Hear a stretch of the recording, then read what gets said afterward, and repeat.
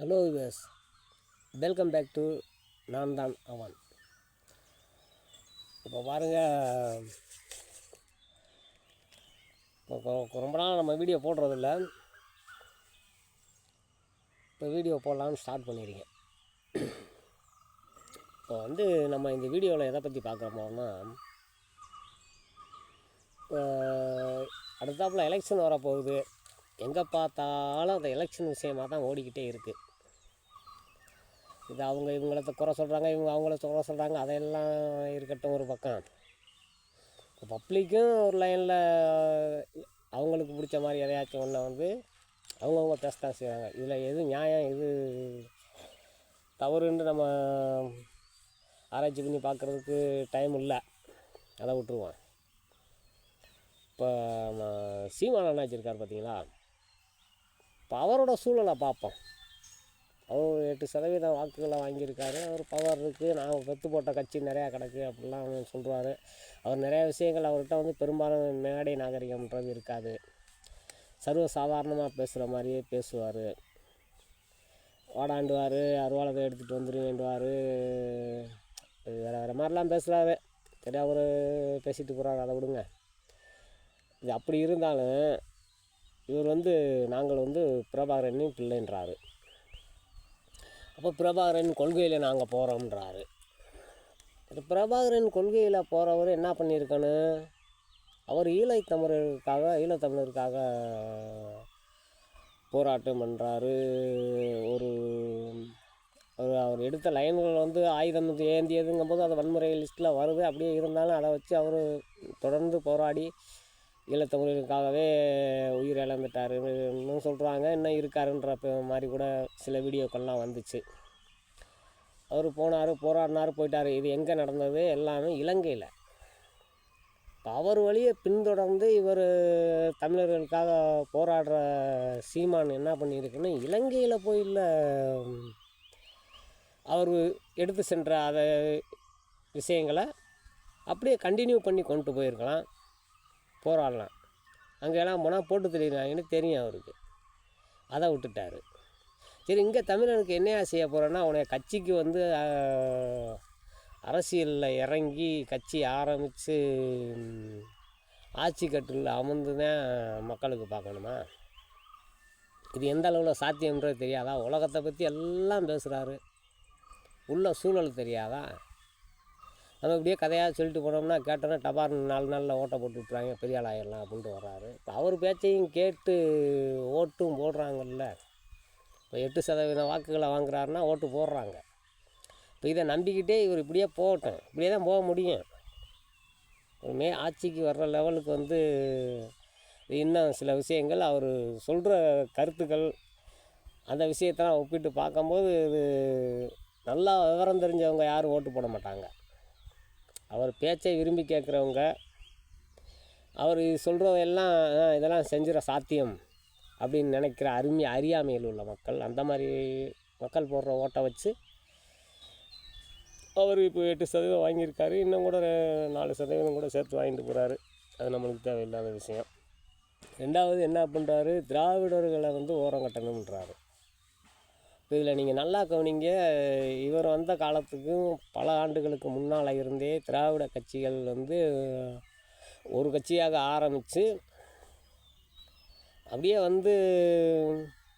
திகாவில் திமுகவாகி, இப்போ அதில் அண்ணா இறப்புக்கு பின்னால் திமுக அண்ணா திமுகன்னு 2ஆக பிரியுது. இப்போ அங்கேருந்து ஒரு விஷயம் நடந்திருக்கிறத நம்ம கவனிக்கணும்.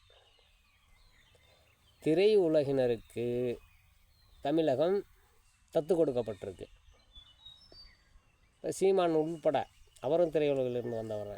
இப்போ மொத்தமாக பார்த்துக்கிட்டே வாங்க, அண்ணாவுக்கு பின்னால் ஆட்சி ஆண்ட எல்லாம் திரை சம்மந்தப்பட்டவர்கள், அதாவது நடிகர்கள், கதாசிரியர்கள், வசனகர்த்தாக்கள், இப்படியே சினிமாவுக்குள்ளே அவங்களே வந்துக்கிட்டு இருக்காங்க. இப்போ சினிமா என்பது ஒரு பொழுதுபோக்கு விஷயந்தான். பொழுதுபோக்குன்றதை யாருக்கு தேவைப்படுதுன்னா, வேலை வெட்டியே இல்லாமல் சும்மா ஒரு இடத்துலையே இருந்தோம்னா அது பொழுது போகாது, போர் அடிக்கும். அதை டைம் பாஸ் பண்ணுறதுக்காக இந்த பொழுதுபோக்கு நிகழ்ச்சிகளை, இந்த விளையாட்டுத்துறை, அது நிறையா விஷயங்களை வச்சு பார்த்துக்கிட்டு இருக்கேன். இப்போ அந்த பொழுதுபோக்கில் சம்மந்தப்பட்ட நபர்களிடம் நாட்டை ஒப்படைத்து அதிலிருந்து எது வரலான்னு எல்லாரும் தீர்மானிக்க போகிறது கிடையாது. அதான் அங்கங்கே இருக்க மக்கள் அவங்களுக்கு பிடிச்ச விஷயங்களை பண்ணுறதுனால அந்த மாதிரி அவங்க லைனில் போய்கிட்டு இருக்குது, இது வரைக்கும் போய்கிட்டு இருக்கு. இதை கொண்டு வந்து வாரிசு அரசியல், அது வந்து அவர் வருவார் இவர் வருவார்ன்ட்டு கேவலமாக பேசுகிறார் இந்த ஆள். சினிமா துறைனா சினிமா என்பது ஒரு துறை. அந்த சினிமா துறையில் வந்து அதை ஒரு டோட்டலாக ஃபேமிலியாக தான் பார்க்க முடியும். இப்போ அது வந்து ஏடிஎம்கே அண்ணாடிஎம்கே டிஎம்கே இப்படியே பார்க்கும்போது நாம் தமிழர் உட்பட இந்த இப்போ விஜய் புதுசாக வந்திருக்காரு. இதுக்கு முன்னாடி வந்துட்டு போனது நிறையா பேர். சிவாஜி கணேசன் வந்தார், இந்த விஜயகாந்த் வந்தார், கமலஹாசன் வந்திருக்காரு, இன்னும் பலர்லாம் வந்து டிஆர்லேருந்து நிறையா பேர் வந்துட்டு அப்படியே அதே வேகத்தில் அப்படியே போயிட்டாங்க. அதுவும் ஒரு குடும்ப அரசியல் தான். இப்போ குடும்ப அரசியல் வாரிசு அரசியல் அப்படின்னா வாரிசு அரசியல்னால இவருக்கு என்ன பாதிப்பு அப்படின்றதான் என் கேள்வி. இப்போ எனக்கு உள்ள விஷயம் என்னென்னு கேட்டால், அவர் யாரோ ஆட்சி ஆகட்டும், வாரிசாக இருக்கட்டும், குடும்பமாக இருக்கட்டும், எதுவாக இருந்துட்டு போகுது. நாட்டு மக்களுக்கு நல்ல விஷயங்களை யார் பண்ணுறது? 100% எல்லாருக்கும் நல்ல விஷயங்களை ஒருத்தர் பண்ண முடியுமா அப்படின்னா முடியாது. இப்போ பார்த்தீங்கன்னா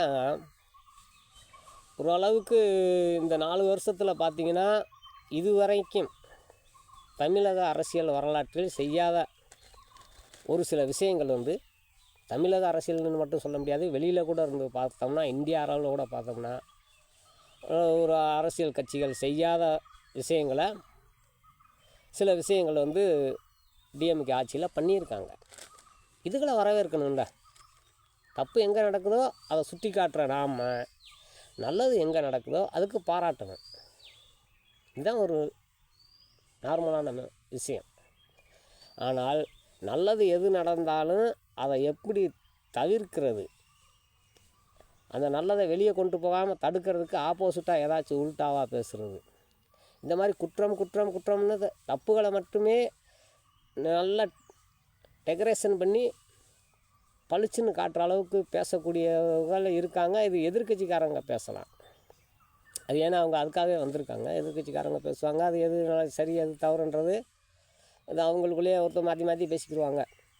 இப்போ இதையெல்லாம் விட்டுட்டு தனிமையில் இருக்க ஒரு நார்மலாக இருக்க மக்கள்களே பாருங்கள், அதுலேயே நிறையா பேர் இது எங்களுக்கு போதாது, இந்த விஷயம்லாம் சரியில்லை, இனிமேல் இன்னொருத்தர் வரட்டும், இன்னொருத்தர் வந்து இவங்க பண்ணதை பார்த்துட்டு இதே விஷயத்தை பண்ணுறது பெரிய விஷயம் இல்லை. யாருமே பண்ணாத விஷயத்தை ஒருத்தர் எடுத்து பண்ணுறது தான் பெரிய விஷயம்.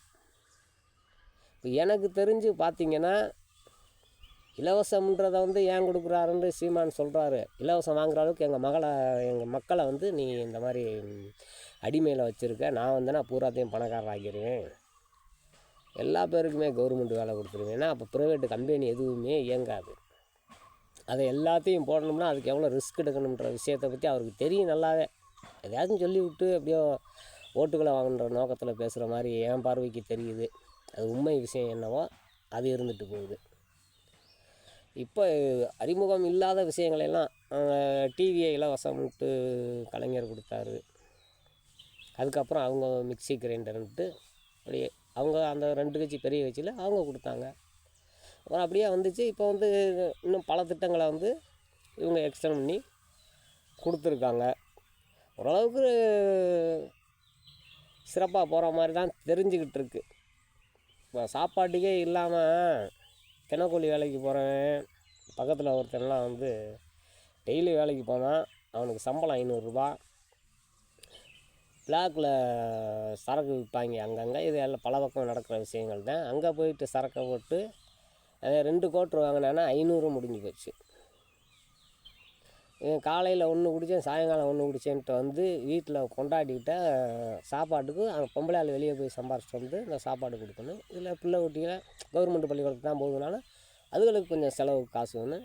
இதெல்லாம் சிரமப்பட்டு ரொம்ப சித்திராதப்பட்டுக்கிட்டு இருந்தவங்களாம் இப்போ மாதத்தில் 1000 ரூபாயை வாங்கி அந்த பிள்ளைகளுக்கு ரேஷன் அரிசி கஞ்சியை வாங்கிட்டு, ரேஷன் அரிசி இலவசமாக கிடைக்குது, அந்த பருப்பு சீனிகளுக்கு அதுக்கு குறைஞ்ச தொகையை கொடுத்து அதை வாங்குறாங்கல்ல, அதை வாங்கி வச்சுட்டு இந்த பிள்ளைங்களுக்கு தேவைப்பட்டதை வாங்கி கொடுக்குறதுக்கு இந்த 1000 ரூபா அவங்களுக்கு பெரிய உதவியாக இருக்குது அப்படின்னு அவங்களே நேரில் சொல்கிறாங்க நம்மகிட்ட.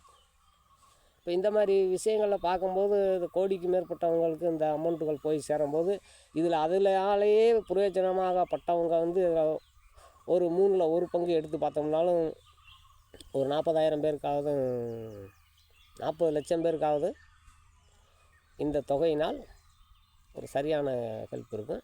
கரெக்டாக பார்க்கணும், நியாயமாக பார்க்கணுன்னா எது எப்படி இருந்தாலும் இந்த அமௌண்ட் வாங்குகிற எல்லாருக்குமே இந்த 1000 ரூபாய் உதவித்தொகை, அது உதவித்தொகை இல்லை, உரிமை தொகைன்னு சொல்லி அவங்க கொடுக்குறாங்க. இது உதவியாக தான் வருது, தனாமத்தான் வர தானே. இதை தரலைன்னா நீங்கள் என்ன செய்ய போகிறீங்க? கூப்பிட்டு கேட்கவும் முடியாது, நம்ம கொடுத்தும் வைக்கலை. வரிக்காசு எல்லா பேரும் தான் வாங்குறாங்க. ஆரம்ப காலத்துலேருந்து இப்போ வரைக்கும் வரிக்காசு வாங்கிட்டு தானே இருக்காங்க. இப்போ மட்டும் அவங்க கொடுக்குறாங்க, வரிக்காசுலாம் தானே கொடுக்குறாங்கன்னா, அப்போ இருந்தவங்ககிட்ட கொண்டு இவங்க இப்போ கொடுக்குறாங்க, நீ அப்போ கொடுக்காம விட்டில அந்த 5 வருஷத்துக்குள்ள அமௌண்ட்டை போட்டு காசை கொண்டு வாங்கிட முடியுமா யார்கிட்டயாவது? ஏதாவது ஆகுற மாதிரியான சிந்தனைகளை மக்கள் யோசிக்கிறதும் கிடையாது, சரியான விஷயத்த பேசுகிறதும் இல்லை.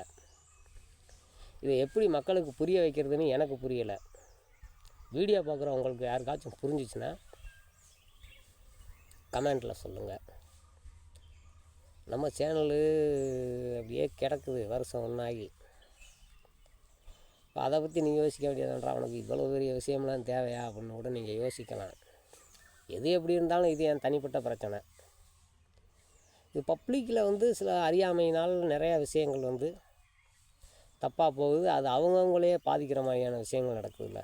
அதை லேசாக வீடியோ பார்க்குறதுல ஒரு 10 பேர் ஒரு தடவைக்கு 2 தடவை யோசித்து, சரி அறியாமையினால் இது நடக்க விட்றோம், இது வந்து தவறான விஷயம், இதை விட்டுட்டு இந்த மாதிரி லைனில் செய்யணும் அப்படின்னு வர்றதுக்கு வாய்ப்புகள் இருக்குமே அப்படின்ற ஒரு நம்பிக்கையில் தான் இந்த வீடியோவை போட்டிருக்கேன். இதோட இந்த வீடியோவை முடிச்சுக்கிடுவோம். மீண்டும் இன்னொரு வீடியோவில் உங்களை சந்திக்கும் வரை உங்களிடமிருந்து விடைபெறுவது நான் தான் அவன். தேங்க்யூ ஃபார் வாட்சிங். சேனலை சப்ஸ்கிரைப் பண்ணுங்கள். வீடியோ நல்லா இருந்தால் ஒரு லைக்கை தட்டி விடுங்க. எதுவுமே விளங்கலைன்னா என்ன பிரச்சனைன்றதை கமெண்ட்டில் போடுங்க. மீண்டும் இன்னொரு வீடியோவில் சந்திப்போம். தேங்க்யூ.